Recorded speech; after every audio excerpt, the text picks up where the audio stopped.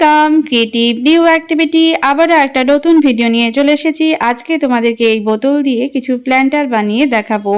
গাছ তো লাগাতেই থাকি আর তার জন্য তো প্ল্যান্টার লাগেই, তো সেজন্য আজকে আমি বোতল দিয়ে কিছু প্ল্যান্টার বানাবো। তো এই দেখো ছোট্ট দুটো বোতল নিয়েছি জলের। তো এইগুলোকে কিভাবে মার্কার দিয়ে আমি প্রথমে দাগ দিয়ে নিচ্ছি আর সেই অনুযায়ী এটা কেটে নিব। তো দুই ধার এই রকম মার্কার দিয়ে কেটে নিলাম। তো একই রকমভাবে দুই ধারটা আমি এই যে কাঁটা দিয়ে কেটে নিব। আর খুব সাবধানে এটা কাটতে হবে, যেহেতু খুব পাতলা হয়। তো এটা তুমি হালকা তুমি কাটা দিতে পারো, আবার কিছুটা কাঁচির সাহায্য নিতে পারো, দিয়ে এটাকে কেটে নিতে পারো। তো দেখো আমি এইরকমভাবে কেটে নিয়েছি দুই ধারটা, যাতে এর মধ্যে যে ফাঁকা অংশটা আছে তার মধ্যে আমি গাছ লাগাতে পারি। তো দেখো এটা কতটা সুন্দর দেখাচ্ছে, রং করলে আরও ভালো দেখাবে। তো এই যে বোতলটা দেখতে পাচ্ছ, এটাকে আমি আধা আধি কেটে নিব, আর কিছুই করব না, রং করব। তো এই কাটার দিয়েই আমি এটাকে কেটে নিব। খুব পাতলা হয় এই প্লাস্টিকগুলো, তো কাটতে খুব একটা কষ্ট হয় না। আর যদি সেরকম শক্ত হয় তো চাকু গরম করে তোমরা কাটতে পারো। তো দেখো এখানে আরও দুটো বোতল নিয়েছি একই রকম দেখতে, আর বোতল দুটোর উপর দিকটা আমি কেটে নিয়েছি দেখতে পাচ্ছ। আর এই যে কিছুটা অংশ উপর দিক থেকে আমি কেটে নিব এরকম কাঁচি দিয়ে। দেখো লম্বালম্বিভাবে কিছুটা কেটে নিব, মানে উপর দিকটা একটু ফাঁকা রাখার জন্য। আমি দুটো বোতলকে একসঙ্গে জয়েন করব, তো সেই জন্য আমি এটাকে ঠিক করে নিচ্ছি। তো দেখো এইভাবে কেটে নিয়েছি। আর এখানে আমি কাটারও ব্যবহার করেছি, আবার কাঁচিও ব্যবহার করেছি। তো যেহেতু বোতলগুলো এখানে দেখতে পাচ্ছ দাগ দাগ আছে, অনেকটা বাঁশের মতো মনে হবে। তো কিন্তু এখানে আমার একটা ভুল হয়েছে, কাটাটা একটু বেশি হয়ে গেছে। এই দেখো দুটো বোতলকে আমি একসঙ্গে এভাবে জয়েন করে নিব। দুটো বোতলই একই রকমভাবে আমি কেটেছি, আর উপরে যে ফাঁকা রেখেছি সেই জায়গাতে আমি গাছ লাগানোর জন্য মানে খালি রেখেছি। তো এইভাবে এই জিনিসটা রেডি করে নিলাম। আসলে আমাদের বাড়িতে তো অনেক গাছ হয় যেগুলো খুব কম যত্নে হয়ে যায়, তো সেগুলোকে লাগানোর জন্য এই ব্যবস্থা করেছি। এখানেও দেখলে দুটো বোতলকে একই রকমভাবে উপরের দিকটা আমি কেটে নিয়েছি, মুখের দিকটা, তারপর একটার সঙ্গে আরেকটা এভাবে জয়েন করে নিচ্ছি। দুটোরই মানে মুখ একসঙ্গে জয়েন করে নিচ্ছি। আসলে বোতল ছোট হয় অনেক সময়, তো সেই বোতলগুলো একসঙ্গে জোড়া দিয়ে একটু লম্বা করার চেষ্টা করছি। বিভিন্ন ধরনের গাছ আমাদের বাড়িতে এদিক ওদিক হয়ে যায়, তো এক্ষেত্রে একটু বড় গাছ যদি আমরা লাগাতে চাই, যেটাতে একটু বেশি মাটি মানে শেকড় ছড়িয়ে যায়, তো সেই সব গাছ লাগানোর জন্য এরকম মানে প্ল্যান্টার করে নিতে পারো বাড়িতেই। আর এই যে বোতলটা দেখতে পাচ্ছ, এই বোতলের যে মাঝের যে আমি এখানে গোল গোল করে মার্কার দিয়ে দাগ দিয়ে নিচ্ছি।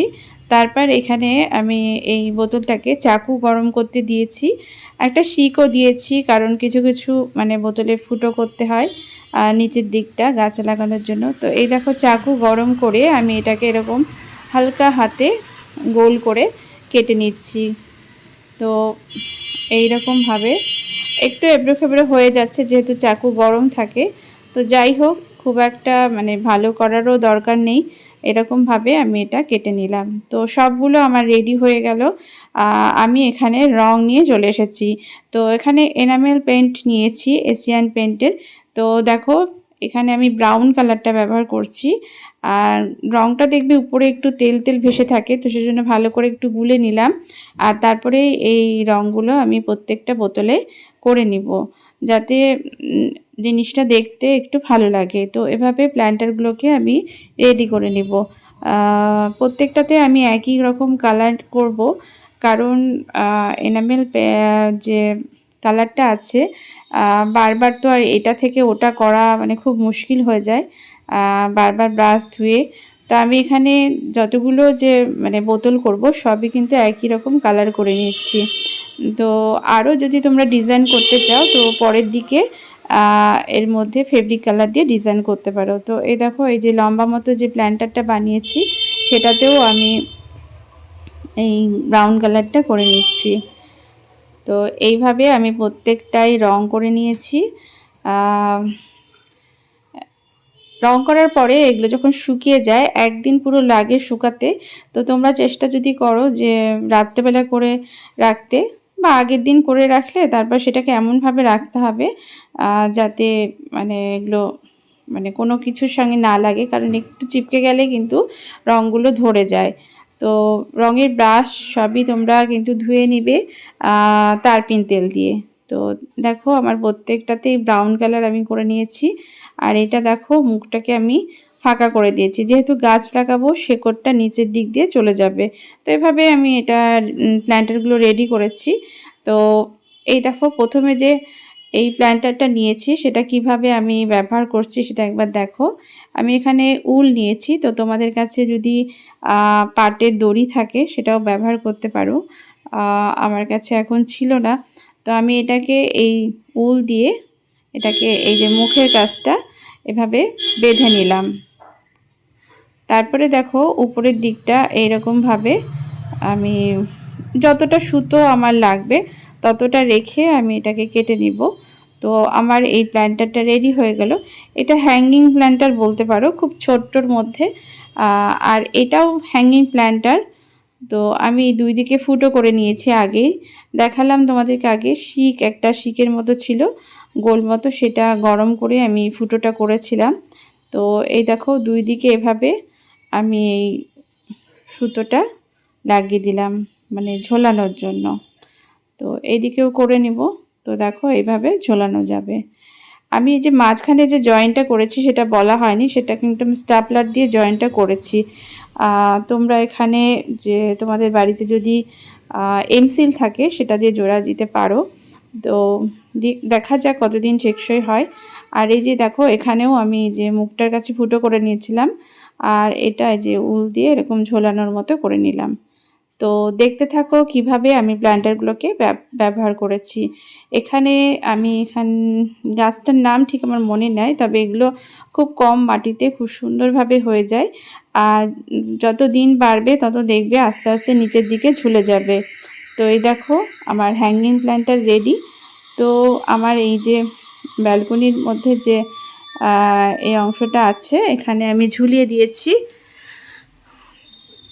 এইভাবে। তো অনেকটা কিউট লাগছে দেখতে। আর এই যে প্ল্যান্টটা দেখছো লম্বা মতো, সেটাও আমি এইভাবে ঝুলিয়ে দিয়েছি, বেঁধে দিয়েছি ব্যালকনিতে। তো এই ধরনের যে গাছগুলো আছে কিন্তু খুব কম মাটি লাগে। আর এই যে লম্বা মতো যে প্ল্যান্টারটা আমি বানালাম সেটাতে আমি তুলসী গাছ লাগিয়েছি, কারণ আমার এখানে ওখানে অনেক তুলসী গাছ হয়ে গেছে, সেগুলোর ব্যবস্থা করার জন্য।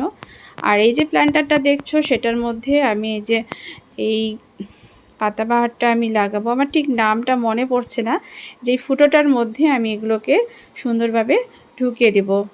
আর তাহলেই আমার এখানে আরেকটা নতুন প্ল্যান্টার রেডি হয়ে যাবে। তো এভাবেই আমি সব প্ল্যান্টারগুলোকে রেডি করে নিয়েছি। আর তোমাদের যদি এই ভিডিওটা ভালো লাগে, আমার এই আইডিয়াগুলো ভালো লাগে, তাহলে অবশ্যই একটা লাইক করে দিবে। আর যদি নতুন বন্ধু হও তাহলে অবশ্যই আমার চ্যানেলকে সাবস্ক্রাইব করে দেবে। তো দেখতে পাচ্ছ এটা কত সুন্দর হ্যাঙ্গিং প্ল্যান্টার হয়ে গেছে। এইভাবে আমি প্রত্যেকটা প্ল্যান্টারকে সুন্দরভাবে সাজিয়ে দিয়েছি, আর এটার মধ্যে পুদিনা পাতা লাগিয়ে নিয়েছি। তো দেখলে, বাই।